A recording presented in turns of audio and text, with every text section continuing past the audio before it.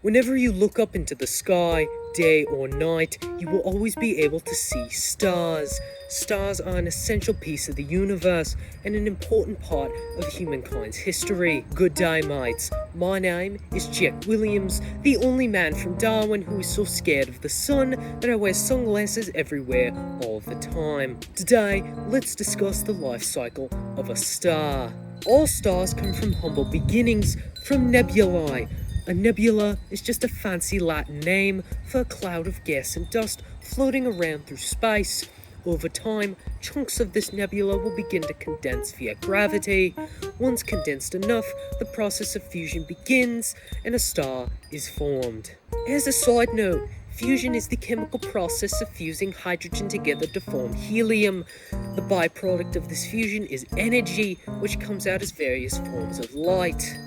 Once formed, the star becomes a main sequence star. These stars are categorized into the Human Resources Diagram, or HR diagram, where 90% of stars are in this main band, and the other 10% are the later phases of stars that don't fit in with the rest. This main sequence phase is where the star will spend most of its life. You can think of it like a human spending most of their life in crippling student debt, which people refer to as adulthood. Our Sun, which is a star, is currently a main sequence star itself and has about 5 billion years left to live.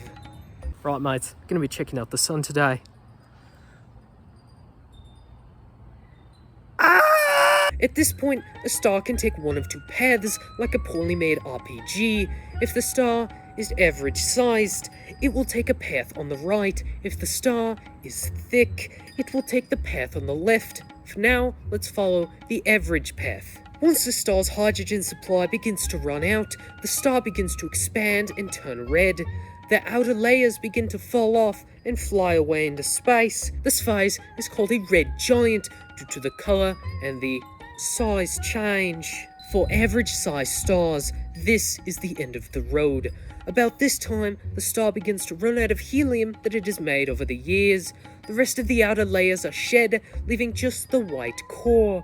The white dwarf will stop giving off light, and it just sits there like the body of an astronaut who has been voted off the ship. Let's use our quick save and jump back to the main sequence star. This time, our star will be about 8 times bigger than the Sun. The phases will occur much more violently with the temper of an English football fan. Due to the star's sheer girth, heavier elements can form in the core of a star. These heavier things make the star expand to massive proportions, hence the name supergiant. I'm sure you've heard this word before. Like mentioned earlier, in larger stars, heavier elements can form.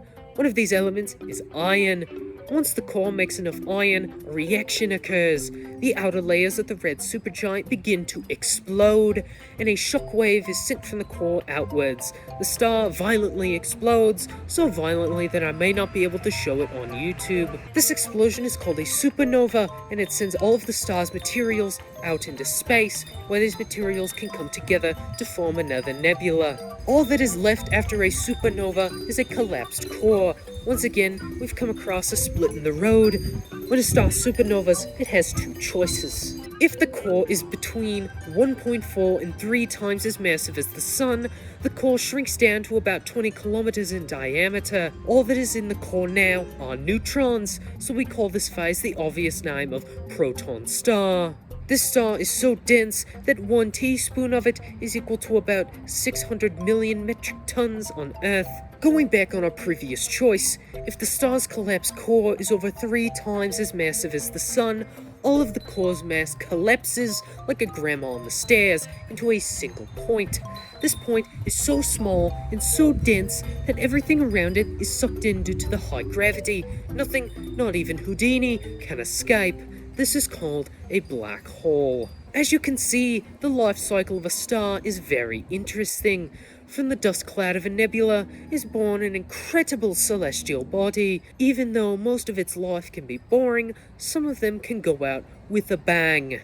My name is Jack Williams, thank you for watching, and I am now legally blind. Have you ever wanted to sound smart but really be a bumbling idiot? Well, you can check out today's sponsor, idiot.org. Idiot is an incredible place to learn meaningless and downright false facts about anything you can possibly not think of. Take this guy for example. He tried out Idiot's course on Flat Earth, and now he's the head of the Flat Earth Society and fights Elon Musk on Twitter and in alleyways every Thursday. Using my link in the whatever it's called, you can get negative 14.5% off your first 3 minutes. And when you use the code JWMorgan, you can get a free keychain shipped right to your approximate location, delivered by plane. Once again, thank you to Idiot for sponsoring today's video, and thank you for watching.